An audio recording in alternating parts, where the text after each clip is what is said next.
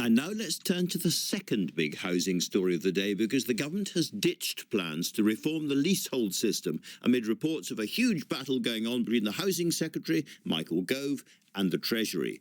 Gove was meant to include the reforms in the Renters Reform Bill, but those seem to have been sidelined. Here to tell us why this matters is Claus Vistesen, the economist and leasehold campaigner. Claus, very good to see you there. Can I ask you to start with the very, very basics? What is ground rent? I keep hearing this word feudal used about it. Are we really going all the way back to medieval times?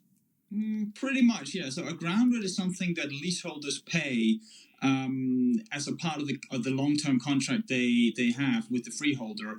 And according to the freeholder themselves, this is a value that is paid for no value, for no service in exchange.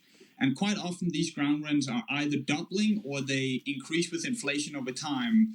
And over time, these ground rents, as ground rents go up in value, they can make it very difficult for leaseholders to remortgage or sell their homes, flats in most cases. And I think that's what's coming to a head now. The government has prospectively banned all ground rents as of 2022, I think.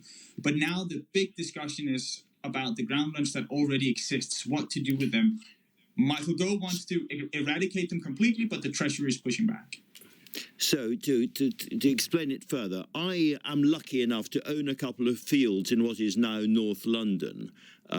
People have built houses on them. I've got nothing to do with the houses. I didn't design them or build them. I don't actually own the houses, but I can charge the people living in those houses quite a lot of money every year simply because I happen to own the earth on which their house was built. It's as simple as that? Question mark.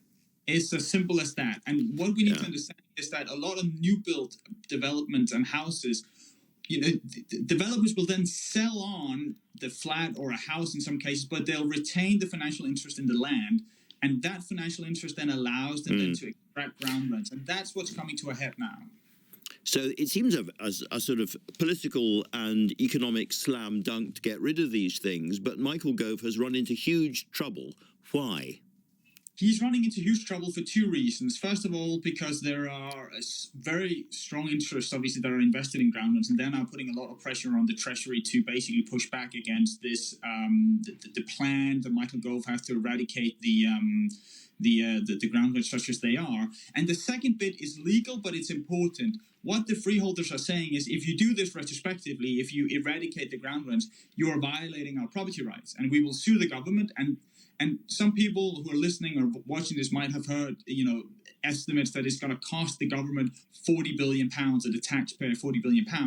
That is the kind of money that the government might have in some kind of speculative situation to compensate freeholders for. But it's completely speculative.